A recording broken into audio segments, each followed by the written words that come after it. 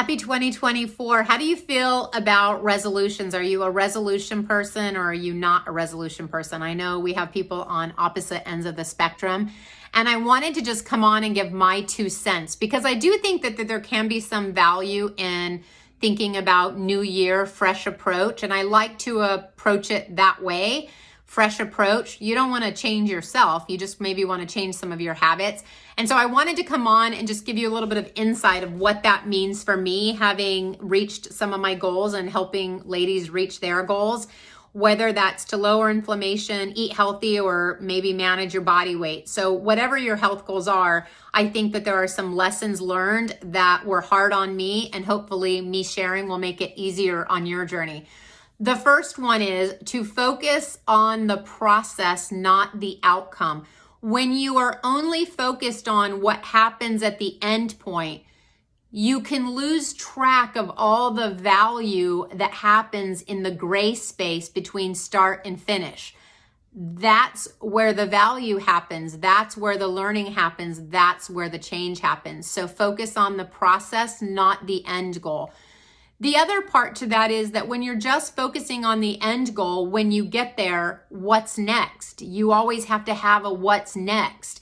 And that's exhausting, friends. Don't do that to yourself. The next thing is to really focus on lasting changes, not short-term tweaks, because the short-term tweaks are typically the things that jack up your health in the long term anyway. So although there may be some short-term gains from some of these shortcuts, they're never good metabolically for the long term. They either wreck your microbiome because you're not getting enough fiber, or you're not getting enough protein and not being consistent with meals. So your muscle mass goes down, which makes your resting caloric burn go up. There's all kinds of things that can happen when you're not focusing on health and you're solely worried about weight loss. And the last thing is really to pay attention to making small habits to your habit change instead of trying to do these crazy radical changes that you can't maintain for the long term. It is so much easier to make realistic small shifts in your daily habit patterns than trying to change things that are radically out of your lifestyle right now. Because honestly, you've probably done that before and it fizzles out by January 18th, and then you feel crummy about yourself.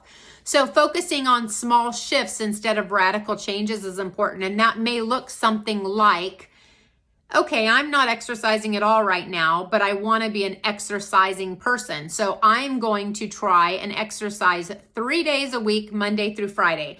And if I don't do it Monday through Friday, then I'm going to exercise on weekends. That feels more comfortable than saying, I'm going to get up every morning at 5:30 before my kids get up, and I'm going to exercise for 45 minutes no matter what, Monday through Friday. That's never going to happen because the kids are going to get sick, your husband's going to go on travel, your dog's going to be sick. Who knows what's going to happen, but there's going to be some reason why you cannot do that, and then you have failed your resolution. And it's not that you failed your resolution, it's that your resolution was never actually obtainable.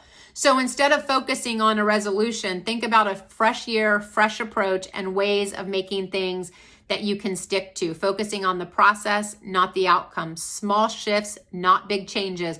Long term, not short term. All those things are going to help you, my friends, I promise. Happy New Year. I hope you have a great 2024. Bye-bye.